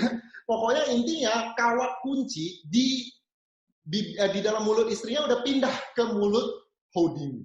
Ya, kawat kunci ada di mulut Houdini. Houdini lalu dimasukkan ke dalam brankas raksasa, pintu ditutup, black, langsung secepat kilat dia keluarin kunci. Kawat kunci itu yang masukkan dalam lubang kunci, dia putar-putar. Kalau kebuka biasanya bunyi klik kan. Dia putar-putar 1 menit nggak kebuka. Biasanya udah kebuka. 1 menit nggak kebuka. Dia putar-putar 2 menit nggak kebuka. Houdini mulai heran ya, apa yang terjadi dengan kunci ini? 3 menit nggak kebuka juga. Pucat pasi wajah Houdini, keringat dingin bercucuran. 3,5 menit nggak kebuka juga. Houdini putus asa. Pucat pasi, badannya lemas. Dia senderkan bahunya di pintu. Tiba-tiba pintunya kebuka. Ternyata dari tadi nggak dikunci pintunya. Biasanya dikunci, tapi kali ini tidak dikunci, makanya nggak bunyi klik kan. Tiba-tiba kebuka. Rupanya bank internasional ini mau ngerjain Houdini, ya, mau di-prank ya. Dia nggak dikunci, makanya dia putar-putar nggak kebuka. Untung dia senderin kebuka sendiri ya. Akhirnya selamatlah reputasi Houdini di pertunjukan tersebut. Nah, poin ceritanya apa? Poin ceritanya sama seperti brankas pintu tadi yang tidak dikunci. Pikiran kita nggak ada yang kunci, Bapak Ibu. Nggak ada yang kunci. Pikiran Anda dan saya nggak ada yang kunci. Anda sendiri, kita sendiri yang menguncinya. Belum apa-apa bilang nggak bisa, nggak bakat. Saya udah pernah coba gagal, nggak berani lagi, trauma. Kita kunci pikiran kita. Jangan kunci pikiran. Karena kalau pikiran kita tidak kita kunci, itu dahsyat banget. Ingat George Danjis. 2 soal tersulit di bidang matematika statistik yang tidak terpecahkan puluhan tahun, dia pecahkan. Karena dia tidak tahu itu adalah 2 soal tersulit yang tak terpecahkan. Dia pikir PR. Jadi kalau pikiran kita tidak dikunci, itu dahsyatnya luar biasa. Maka jangan kunci pikiran Anda. Ya, seringkali untuk sukses kita hanya perlu menyingkirkan batasan-batasan fiktif yang sebenarnya semu. Itu hanya khayalan saja. Buang aja tali kuningnya Bapak Ibu. Nggak ada gunanya. Kalau nyetir mobil Bapak Ibu, jangan pakai rem tangan. Pernah nggak rem tangan lupa diturunkan, ada nyetir mobil, tersendat-sendat kan? Nggak enak, yang mobilnya rusak. Jalannya juga nggak lancar. Jangan rem tangan Bapak Ibu. Stop rem tangannya. Ya, saatnya Anda ngegas tanpa rem tangan, tanpa mental block. Semua orang berhak untuk sukses. Ya, jadi itu saja topik saya Bapak Ibu. Anda semua sudah siap mengatasi mental block. Kalau bisa mental blocknya buang aja. Kalau nggak bisa, lakukan afirmasi positif secara disiplin dan konsisten 30 hari. Minimal 30 hari. Ya, maka mental block akan hilang. Hati-hati dengan apa yang Anda pikirkan. Mulai sekarang, kendalikan pikiran Anda. Jangan anggap enteng dengan pikiran-pikiran negatif yang muncul. Semua orang sukses melakukan itu. Jangan berpikir, oh ini top leader sukses ya, hebat ya, dia bisa positif gitu ya. Anda nggak tahu, top leader ini setengah mati berlatihnya. Mungkin setiap hari diafirmasi, Anda kan nggak tahu. Ya,